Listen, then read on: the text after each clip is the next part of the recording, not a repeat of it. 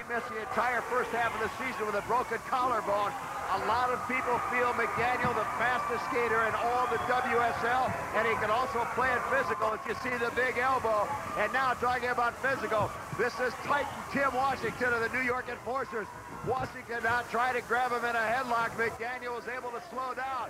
You see Washington right there a little frustrated. He's been unable to get his hands on McDaniel. Now Mark Webber with a butt block, and Jason McDaniel flies over big Tim Washington as he's closing high on the track, and now he gets by one more. That was of the fallen New York Enforcers, and Jason McDaniel picks up 2 points to put Nevada back out to a 4-point lead. Well, on the last jam, we saw the Enforcers play in their game. Well, this game, it was all hot dice as Mark Webber plays blocker. Jason McDaniel, one of the X-Men, goes and scores the points.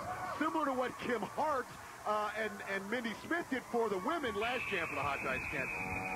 Once again, the New York Enforcers, Buddy Atkinson, are you a little bit surprised that New York, this is 2 games in a row, they just can't seem to get focused in on what they need to do? I'll tell you what, I'm really not surprised. I want you to look a little closer at how rough this Enforcer team is hitting. I mean, you're watching D'Amato doing some nasty blocking in there. Well, right there, talking about big hitting, John Morrissey drops down Micah Martin. But again, we talk about, Buddy, the Enforcers very physical, but it's not showing up on the scoreboard.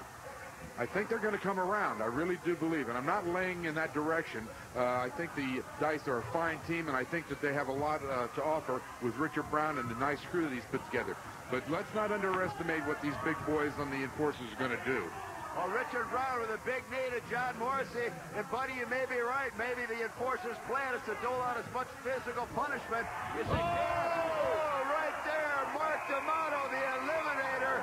Absolutely, as I started to say, maybe deal out as much physical pain as they can. If there was any question whether bad is dead, I think it just got answered right there. Well, I talked a couple of jams ago about a couple of loose wheels in the head of Mark D'Amato. Well, I don't know what little Richard Brown is loose on him right now, but there's a lot of loose in a lot of Richard Brown as he takes the fall at the hands of Mark D'Amato, and he's cleaning out the cobwebs as he tries to get up, Ken. Ugly. And we don't want to forget that John Morrissey was able to sneak around and pick up 1 point. It's 11-8 Nevada hot dice. Perhaps the Enforcers, feeling they haven't been able to do it scoring-wise, need to turn up the heat and the physical play. And Mark D'Amato certainly served notice on Richard Brown on the hot dice here, going to do all of that and more. And now you see Mark Webber reaching back in a double reverse whip to Jason McDaniel, as if this speedster needs any help. But coming up right behind once again is J.R. Widener for the New York Enforcers. Widener, remember, missed a good part of the year with a torn ACL, delivered at the hands of Richard Brown, and Widener now goes over again. Jason McDaniel living up to all the hype, not only with speed, but being very, very physical, what they need to against this New York Enforcer team. Now he's got both D'Amato and Tim Washington back, or rather Brian Gamble. Mark Webber drops back, gives some words of encouragement to McDaniel. Let's see what the 2 Nevada Hot Dice members cook up. And there it is right there. Mark Webber takes down the double block. Jason McDaniel goes by very quickly and picks up a total of 3 points. Mark Webber coming back to add insult to injury. Well, and Mark Webber, Jason McDaniel, and Micah Martin make up the X-Men, these young upstarts for the hot dice. And in this period, it's been all Mark Webber and Jason McDaniel.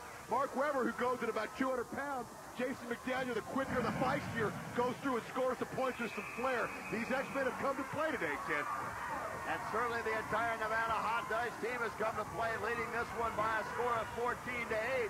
This is really now 6 straight periods. We have not seen much out of the vaunted New York Enforcers. Richard Brown able to maintain his balance, and a big elbow. Really, I think they could have been penalized for that one. It looked to me like it was above the neck. I think Richard Brown, the crafty veteran, may have gotten away with one there. And now Brown closes in as we are nearing the end of this second period, and it's been very much hot dice almost from the start to finish. Now Tim Washington, and the boot from Mark D'Amato. Washington sets up Richard Brown.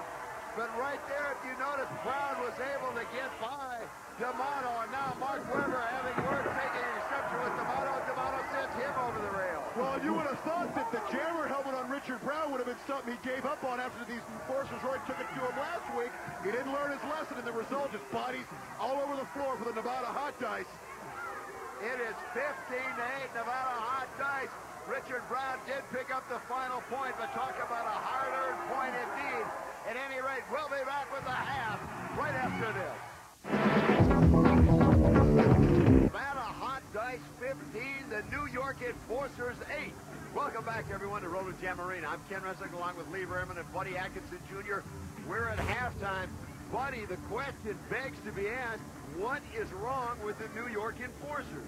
I tell you what, I just think it's mental lapse right now. I'm not saying that they've lost anything as far as their mental preparation or dedication, but I'll tell you what, it's just the swing of the pendulum. It's going back and forth right now, and it's going to be a battle. They've got their work cut out for them ever since they lost to the Texas Rustlers. It's been all downhill. And on the other side of the hill, it's been great for the Nevada Hot Dice, led by Jason McDaniels. Big 5 points in that period in the X-Men. Well, absolutely. If the first period was the Showgirls, the second period was the X-Men, Ken. And we saw 2 of the 3 X-Men. Weber, the big heavy for the X-Men, totally brings his muscle to the floor here. You see him with the big boom on Tim Washington, and then last but not least, you see him take down the double block, and then NEM, it's a twister by Jason McDaniel. Now, coming up will be that historic Founders Cup tournament. We've all talked about it, but perhaps it's time to let you at home realize the significance from those who are going to be competing for it. Take a look. The Founders Cup was first skated in the late 60s to commemorate the 35th anniversary of the founding of roller derby. The Founders Cup connects the rich tradition of roller derby's past with the fast-paced excitement of today's roller jam. The WSL's best will be following in the footsteps of Joni Weston, Charlie O'Connell, and other derby greats like Buddy Atkinson Jr. My mom and dad, they skated for the New York Chiefs, and they were in the first Founders Cup, and they didn't win it. So if I ever had a chance to bring home the cup, oh, my family would be in heaven. First, the teams will battle to determine the best of the West. It's going to be war. And the beast from the East. The New York Enforcers will dominate the Founders Cup. You're going to see the Sundogs are the best. Then it's an all-out war as the conference winners go for the cup. Broadway Danny Wolf is standing by with the captain of the Nevada Hot Dice. Danny? Little Richard Brown, Bad had been so good for so long, but I guess Bad is dead. The D in Tomato laid an eliminator on you. He cheap shotted you, even though you did get a point for that last time, but he's all over you. I don't care about the point. I'm pissed off at Tomato. I let him sucker me into this bad thing. The hell with Bad. Mark Tomato better watch his back. The Enforcers better watch their back. I'm going after everybody. I mean, you're going to start crippling. I'm going to cripple anybody in the league, and that includes Tomato, that includes you, that includes this cameraman to get in my way. I'm going back to my old way. No more Mr. Nice Guy. All right, well, you just heard from Richard Brown. He says, no more